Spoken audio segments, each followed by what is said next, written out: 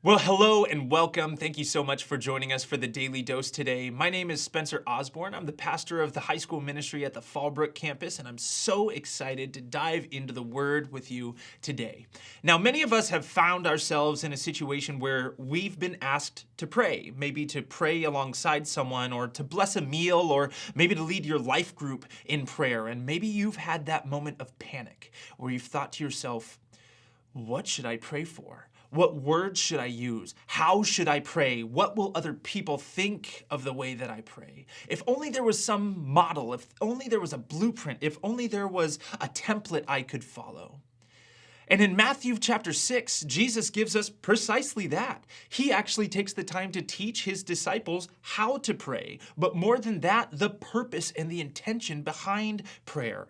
But before he gives them sort of a template to be able to follow, he precedes that by teaching them how not to pray. And he's clear on this instruction. In fact, Jesus warns against the temptation to pray in such a way that seeks the approval of others. Prayer is not about impressing people or checking a spiritual box. Prayer is not focused on public recognition, but on genuine connection with God. He also cautions not to engage in vain repetitions or empty, mindless prayers, because God is not impressed by words, by long speeches, or by formulas. He knows our hearts before we even ask. Prayer is not about saying all the right words, but engaging in honest, humble conversation with the Creator of the universe. And what Jesus provides in these verses, it's more than just a simple guide for how to pray. It's a blueprint for living in close relationship with God. In just a few short lines, Jesus reveals profound truths about our identity, about our dependence on God, and our mission in the world.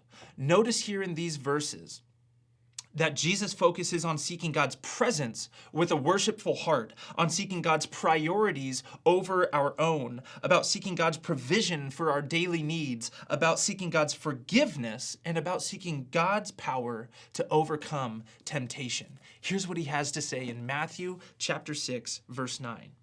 He says, "This then is how you pray. Our Father in heaven, hallowed be your name.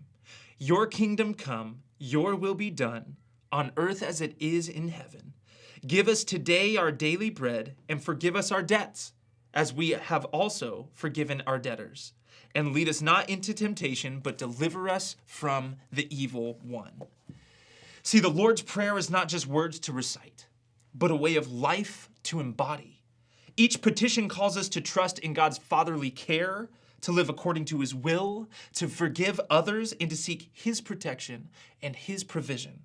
As we pray, we're invited to align our hearts with the heart of God, to seek his glory, his kingdom, and above all else, his will. May that be our prayer today and every day. Thank you for joining us, and we look forward to seeing you next time.